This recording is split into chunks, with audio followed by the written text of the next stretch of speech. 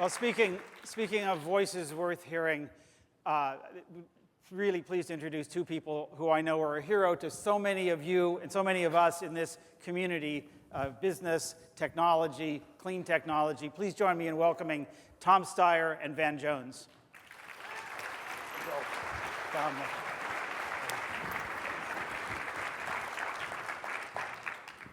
So as we started off this conference, we talked about how much verges, not just about the convergence of technologies, it's kind of a given these days, but it's also the convergence of interests, convergence of people and institutions, but also how we've kind of moved this community from a movement to a market.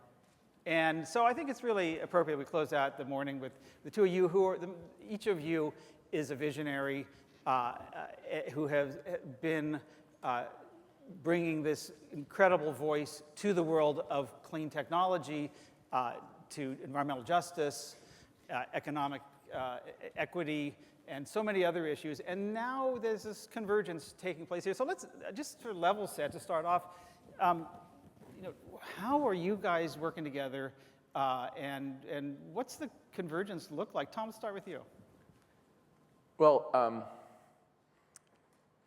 this isn't really new, the idea that different issues are interrelated. So I would go back to 2010 when we were doing No on 23. And so if you guys remember, that was a referendum through a proposition on whether we should keep the progressive Californian energy laws. And I co-chaired it with George Shultz. There was no one else who really wanted to take that job, so it wasn't a big competition. Because all the previous propositions that had pitted jobs against the environment, lo and behold, jobs killed the environment.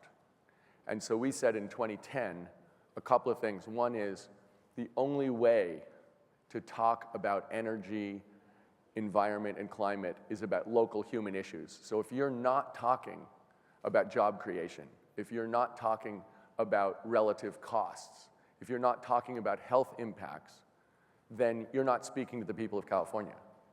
And in addition, when you think about the 39 million Californians, your image of who really cares about these issues has got to be based on the facts on the ground. And the fact of the matter is that Latinos care more about energy, climate, and the environment than anybody else in the state of California. That's right. And it goes Latinos, Asian Americans, African Americans. That's the first three groups. The other thing that's true is when you talk on any of these topics, you have to have credible messengers for jobs, which means business people. It means business people and organized labor. When you talk about health, you need the American Lung Association. And when you have a coalition, it means a real coalition from the beginning. So when we talk about energy and climate, we are always talking about jobs. Job creation, what kind of jobs, who's going to get them. We're talking about costs for working people, and we're talking about health. Yeah. So from our point of view, we view energy and climate. Obviously, there's something we're trying to prevent, but even more than that, we view that as a huge opportunity for California and a huge opportunity for the United States to address our inequity issues, to address our health issues, and to really create the kind of society we want. Yeah, Van, I first met you well over a dozen years ago, and you were talking about jobs, green jobs, not jail. So this has been an area you've been talking about for a long time. How has that changed over the past few years, and how does that come into the world that Tom is playing in? Well, I mean, first of all, it's just good to be here, and I see a lot of friends, and it's been a long journey to get to this point. It's now inarguable what Tom is saying. Before, we had a fear. Our fear was that the green economy would start moving in a particular direction, that it would be a kind of an eco-elite that would benefit, and then we would have a backlash coalition of polluters and poor people saying, no, you guys don't get all the solar panels and the solar brakes and the hybrid cars and the organic food, and we get asthma, cancer clusters in the bill, and that we would be unable to overcome this backlash alliance between polluters and poor people. That Backlash Alliance now exists, and where it exists, unless you're doing it the way Tom says, it wins. We just saw in Arizona this exact play run, where polluters got up and said the solar companies are going to put up solar panels on rich folks' houses, poor people are going to be stuck, rich people are going to get, not that you're... Keep pointing at me when you say rich people. I'm sorry. Hey, watch it, Van. Thank you. Exactly. Let me get my fingers pointed the right way. Yeah. But I'll point it in that direction in general. But that was the argument, was that the rich folks were going to be paying zero for their energy bills. Poor folks are going to be paying through the roof because now you got fewer people paying for those services. They won. So in Arizona, you actually have costs going up for solar and the installations coming down. Difference between Arizona and California, the approach laid out here. In California, you had at the table, from the beginning, African Americans, labor, Latinos, Asian Americans, Native Americans, business, health. And we said, how can we have climate rules that give more work, more wealth, and better health to everyone? They designed, in California, a cap-and-trade system that takes a quarter out of every dollar and takes it from polluters and invests it in poor communities. What does that mean? Practically, it means bus passes for people who need them, more mass transit. Practically, it means reduced solar panels, some free solar panels. Practically, it means urban forestry, organic. But politically, it means an unbeatable coalition. You cannot now roll back climate policy in California because too many people were at the table designing it and too many people benefit. And so you can just literally, and the same thing happened just now in Indiana. Indiana, the polluters came and they're used to grabbing African Americans and saying these people are going to pay more if these eco-green people win. And in Indiana, the NAACP said no thank you and stood with solar, beat the polluters, and now in Indiana you got solar taken off. So it's very important that you understand as business folk, you have to win over consumers, that's true. You may have to edge out some of your competitors here in the room. That's awkward.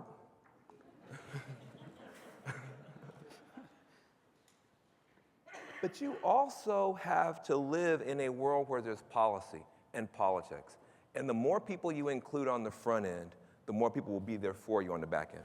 So Tom, you've started off in the California political scene, but increasingly have become a national figure in politics, progressive politics, and with a lot of focus on these kinds of issues. What have you learned in California that, about how to build these coalitions and make them work that applies nationally? And where do you want the business community to play?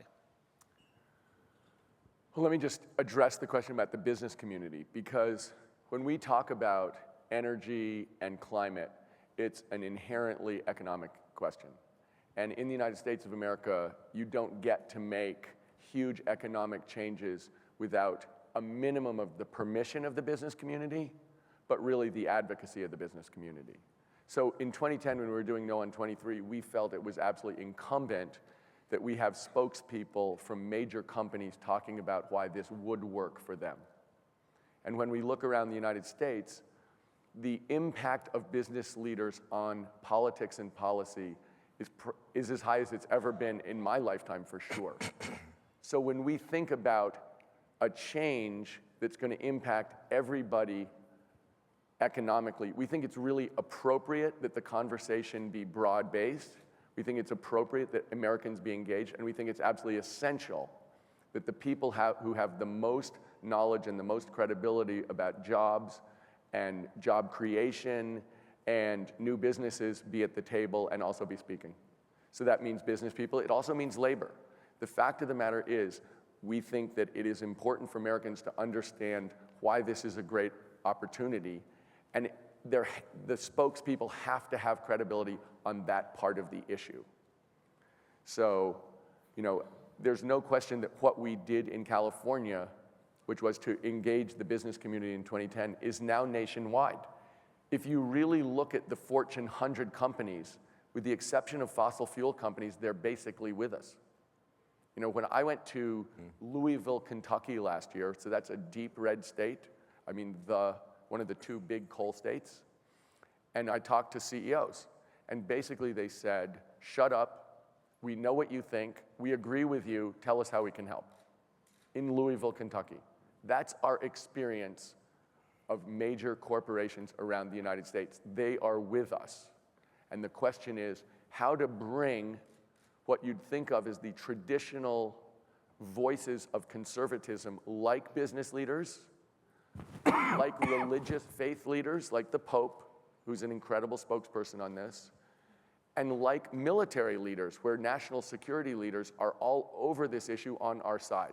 The question is how to make sure their voices are heard throughout the country, because we really need the whole country to get behind. One of the big challenges in all this, I think, from the corporate side, is that in prioritizing social equity as a business opportunity, or certainly a business imperative, is that whole world has traditionally been marginalized over in CSR, corporate social responsibility, not seen as core. And I think you're talking about it, both of you, in a sort of a new way that reframes this, I think, as more core than just sort of doing well by doing good. Van, how do you articulate that to companies? Well, it's about market share. What do you mean? Well, for instance, there's a lot of stuff that happens, just to take solar, for instance, it's stuff that doesn't make any sense. If you're just a normal person, you look at it. Where do rich folks live in general? In the hills. Where do poor folk live in general? In the flatlands. Where it's hot. Where the sun is beaming down. Now, where do the solar panels go up? On rich folks' homes. In the shady hills. They're not going up in the flatlands where you have a lot of poor folks. You have poor folks with black tar roofs. The roofs make the house hot. They got to crank up the AC. That makes the environment worse. If you were just rational, you'd say every one of those poor folks' houses could be a little mini power plant. But you'd have to be able to collaborate to figure out the financing and other things.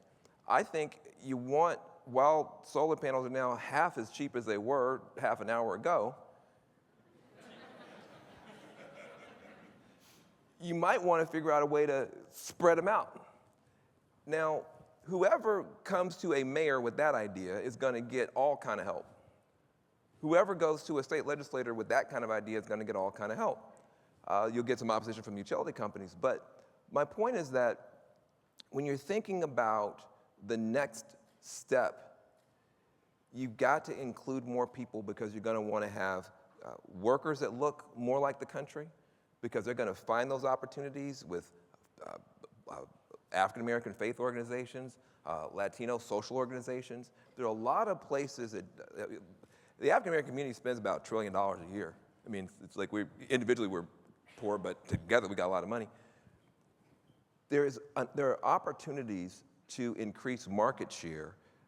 I think you get a better company, a stronger company, you get a better mix of products and services, but you also get more political cover. I just want to say one thing. If you ask the average environmentalist who is the core voter for the environment, they always give you the wrong answer. They always imagine it's a white female soccer mom in a Prius with a yoga mat on the back seat, right? That's the image of the environmental voter. But what you forget is that it's actually what the core vote for the environment is the black vote. African Americans vote overwhelmingly for a political party that is more likely to defend the environment than the other party. You can't elect Democrats. You certainly can't win. It's a nonpartisan thing. It's just math. You can't elect Democrats, if you want to do that, without massive black vote. In fact, for a Democrat to win the presidency, he or she has to get 92% of the black vote. Not 50%, not 70%, 92% of the black vote. So if you imagine that having a Democratic president might be good for your business, 92%, almost unanimous black vote is required, which means the Sierra Club should run over the NAACP, trying to get in court to defend the black vote. You don't see that. So what I'm saying is that sometimes we just have these assumptions and presumptions that get in the way of basic math. I think that's the argument I would make, is that your best friends, the Congressional Black Caucus, I'll end with this, the Congressional Black Caucus, the black congresspeople, voted 100% for cap and trade, except for Archer Davis, who became a Republican next year. 100%. That shows you the appetite in the black community for these kind of solutions. If we had more cooperation, we could get more customers for you, better laws for everybody, and we'd be in a much better position to win. Tom, how are you expanding that coalition? Well, on a nationwide basis, I would break it down into California for us and the rest of the nation. So let me answer both questions. In the rest of the nation, for us to get action out of Congress, we not only need to get the traditional Democratic coalition, we actually need Republicans too. You can look at the math on Congress, either house, and for us to actually get legislation without Republicans is, I guess it's possible, but it's extremely unlikely unless there's some kind of huge wave election in 2016. So we have spent a lot of time trying to appeal to people in 2015 on solutions, that the solutions are here. As you guys know, the costs have come down dramatically. We have an ability to make a change. It's economically feasible. It's economically attractive. Let's talk about which solutions are the most effective. That's all we're interested in. We're done talking about anything else. Bring us your plan to get us clean energy by 2030. That's where we are. And what we've seen nationally over the last 6 months is that Democrats are overwhelmingly with us, and Republicans have moved 12% in the last 6 months. So we have almost 60% of Republicans with us at this point, and it's moved so far so fast that people are questioning the methodology of the polls, but all the polls come out at the same place. So the fact of the matter is, we feel like in order to win nationally, we have to be appealing across the aisle, which we are. At this point, it isn't a question so much of convincing people, it's of convincing people it's important. Because the thing that elected officials or people running for office respond to is not your opinion. It's whether you'll vote on your opinion. So if it's your key value, your key issue, that's important. Because if they're wrong, you lose their vote. If it's your 10th issue, you can think 100% of the people can agree on something, but it doesn't matter because no votes will change. And if no votes change, an elected official can safely ignore it and do whatever he or she wants to do or whatever pressures. So nationwide, we are pushing solutions, urgency across the aisle. In California, we're in a different place. This is a progressive state. It's a blue state. We just, when you think back to what has happened so far in 2015, SB 350, a lot of people thought we got 2/3 of a loaf. If you'd said 3 years ago we got 50% improvement in building standards and 50% renewable portfolio standard by 2030, people would have thought, home run. In California, where we're going in terms of energy and climate and what it means in terms of the venture capital money here, the numbers of jobs created, is really kind of leading the world. So from our point of view, here, the big obstacles are to make sure that we actually do it in the right way, that we do it in the way that Van said, where, as George Shultz says, if you want me in on the landing, invite me in on the takeoff. The people in the coalition have to be in on the takeoff. They have to be in there on day one. We shouldn't be doing anything where we're not talking to them on day one, where they're making decisions, figuring out how to shape things. So in California, our task is not to do it because we're going to do this, and I truly believe we will lead the world. We have to do it right. We have to do it right and do it in a way that responds to the other critical issues in our state and use it as a way to solve them. And if we do that, we'll win on our issue. We'll create incredible companies. We'll export all kinds of technology in the way we have in other industries. And we'll also be dealing with the very difficult and unbelievably important social equity issues that are at the heart of our democracy. Well, speaking of difficult, important social equity issues, Van talks a lot about rich people and poor people, and I know you do that for effect. But I want to ask you, Tom, and then I'm going to hear from you, Van. To me, that doesn't necessarily feel like coalition building. That feels a little divisive.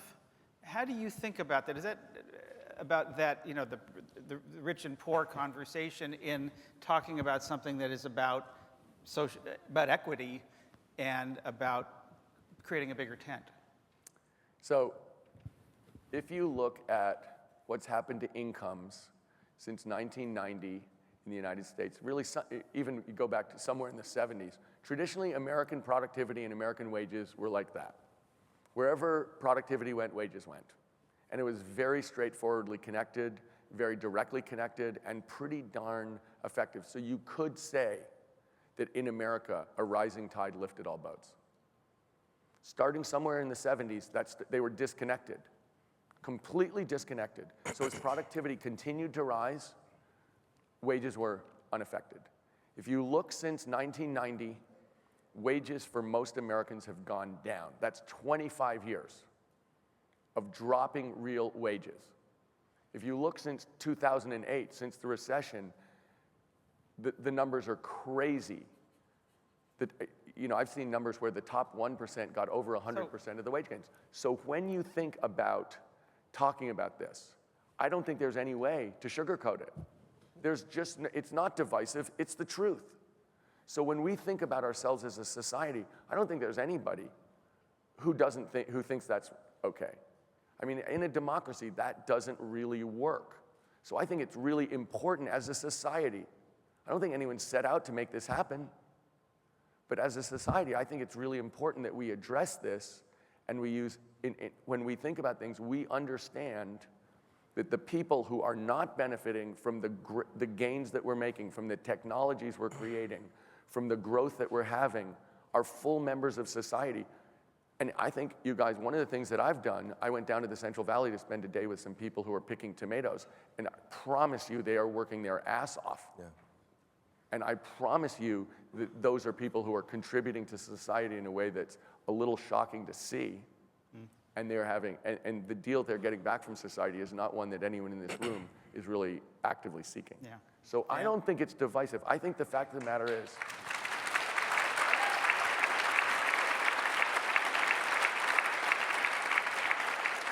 it really speaks to who we are as Americans, for me. Dan? Look, well said. I think we're well past the point where any serious people want to sugarcoat stuff. I think we're at a place now where, you can turn on television, you can see the country coming apart. I was on the ground in Ferguson for CNN. I was on the ground in Baltimore for CNN. I was on the ground in Charleston for CNN. You can see, you don't have to be, you just have to be a reasonably sensitive third grader to see that this. So I don't think it's divisive to talk about. I think the divisions are happening. We're trying to figure out how to solve it. There are some really great opportunities that are going to be in front of us very, very soon. President Obama, through the EPA, has put out these rules, the so-called Clean Power Plan. It's basically the EPA telling the big utility companies they have to pollute less. That's a huge opportunity because all 50 states, to your point, how do you go from California to the other 49 states? All 49 states have to sit down and come up with a plan. That plan can include everybody, or it can include a very small number of people. That's a tremendous exercise in democracy for the first time across the country, to sit down and talk about, when you push down on pollution, how do you push up on solutions? And who gets to benefit? Isn't there something in the Clean Power Plan that specifically requires them to engage disadvantaged communities? Exactly, and for the first time, disadvantaged communities have to be at the table, according to the EPA, to have this discussion. So whatever state you're in, if you're especially in the clean energy space, there will be rules in your state that are being written that you can be a part of, and when you're there, you can make sure others are a part of it as well. I think that's important. Another thing I think is important is that the White House just put forward a new set of rules to try to help the solar industry get into low-income communities. I'm a part of a group called Green for All. That's not divisive. It's Green for All, not so. And we're working with the White House and with companies to try to get more solar into more communities. The more people who benefit, you hit a tipping point, and eventually it just becomes common sense, and that's really what we're pushing for. Yeah. So what are the implications of having disadvantaged communities at the table? What do you think different is going to happen as a result of that? And how should the private sector be thinking about maybe a little bit differently in terms of how they engage with their states? Well, why don't you take the first part of that, Van, and then Tom the second? Good. Well, I mean, listen, I'm a part of an organization called the Dream Corps. Our whole mission is jobs, not jails. And we're working with communities that are underinvested in, over-incarcerated. And we're working with Democrats and Republicans, to your point on that. You partnered with Newt Gingrich. Partnered with Newt Gingrich. I actually, on this issue, am even working with Koch Industries, which is, people are like, what? What? Exactly. And that's the great thing about democracy is we don't have to agree on everything. Dictatorship, you got to agree on everything. Democracy, you can say, listen, we're fighting you, Koch, on the Keystone, but on criminal justice, some of these other issues, we can find ways to work together. Newt Gingrich the same way. I point that out because for communities that are really suffering, criminal justice, economic justice, environmental justice, it's just justice. We just need jobs, not jails, for our young people. And we have a tremendous amount, we just have a tremendous amount of wasted genius. The heartbreak that I have is seeing just genius young people who, if they had just one mentor, I mean, forget a school that works. That's just too much to ask for in America, apparently. Just one mentor, just one internship opportunity. Not only would their lives be better, the companies that they touch and the people there would just have a completely different understanding of the opportunities in the country. And so for me, that's my great passion. And I think any company that chooses to engage, Native American community right now, 25% apparently of the renewable energy available in the country is on tribal lands.